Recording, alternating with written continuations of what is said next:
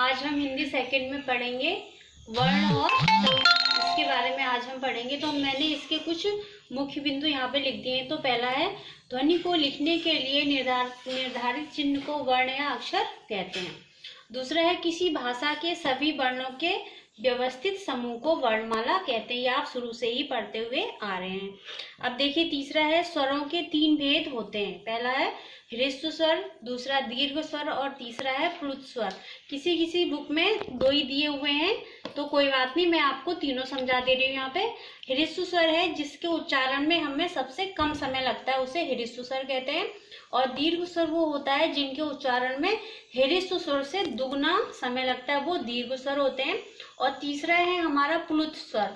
प्लुत स्वर होता है ह्रस्व स्वर से तिगुना समय इसके उच्चारण में लगता है, तो इसे प्लुत स्वर कहते हैं। जैसे कि ओम शब्द का उच्चारण है तो ये ओम होता है, ये प्लुत स्वर में आता है।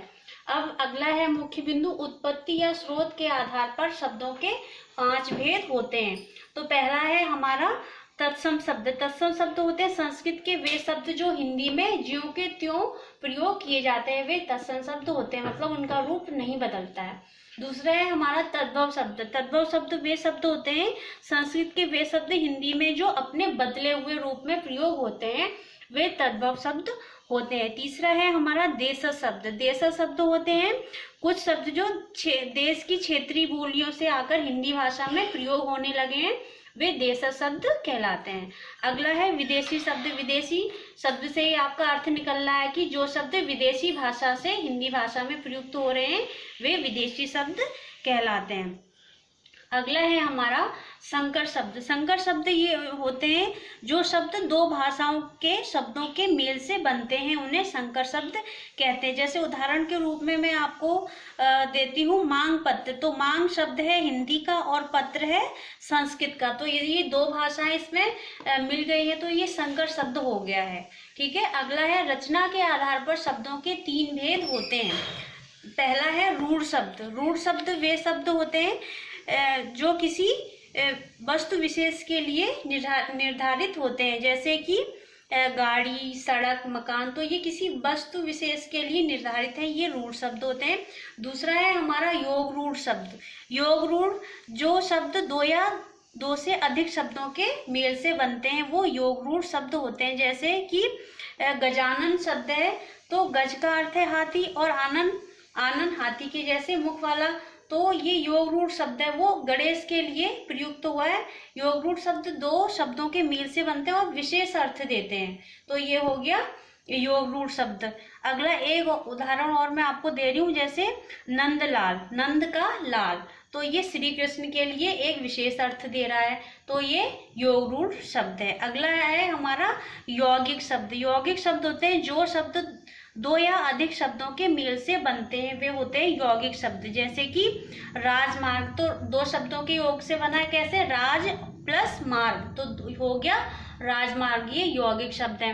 अब अगला हमारा विशेष बिंदु है, अर्थ के आधार पर शब्दों के 4 भेद होते हैं। जैसे कि एकार्थी शब्द आप जानते हैं, जो एक ही अर्थ देता है वो एकार्थी शब्द होता है। जैसे कि रिक्शा, पंखा, पलंग, बिस्तर, खिड़की, तो एक ही अर्थ दे रहा है, ये एकार्थी शब्द हो गया। अनेकार्थी शब्द होते हैं जिन शब्दों के अर्थ एक से अधिक होते हैं। जैसे कि अंबर, अंबर आकाश को भी कहते हैं और वस्त्र को भी अंबर कहते हैं, तो ये अनेकार्थी शब्द हो गया। फिर तीसरा है हमारा पर्यायवाची शब्द। जो शब्द समान अर्थ प्रकट करते हैं वे पर्यायवाची शब्द कहलाते हैं। पर्यायवाची शब्द आप जानते ही हैं, जैसे कि कमल का पर्यायवाची कमल, अम्बुज, जलज, तो ये पर्यायवाची शब्द हो गए।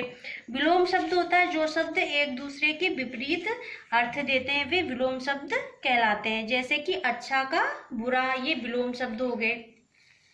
अब अगला है प्रयोग के आधार पर शब्दों के 2 भेद होते हैं। जैसे कि विकारी शब्द। विकारी शब्द वाक्य में प्रयोग होने पर जिन शब्दों के रूप में विकार आ जाता है, जैसे कि बच्चा शब्द है, लेकिन अगर इसको वाक्य में कहीं कहीं पे प्रयोग करेंगे तो कहीं पे बच्चे, बच्चों, बच्ची, इस तरीके से हो जाएगा, तो उसका रूप बदल जाता है, वो विकारी शब्द होते हैं। और अविकारी शब्द होते हैं वाक्य में प्रयोग होने पर जिन शब्दों के रूप या विकार में विकार उत्पन्न नहीं होता है रूप में उनके, मतलब वो ज्यों के त्यों रहते हैं। जैसे कि यहाँ, वहाँ, ये शब्द क्या है, ये अविकारी शब्द हैं, क्योंकि ये वाक्य में प्रयुक्त होने पर भी वैसे के वैसे ही रहते हैं। ठीक है, अगला हमारा है संज्ञा, सर्वनाम, विशेषण और क्रिया विकारी शब्द है। ये आपके याद करने योग्य लाइन है।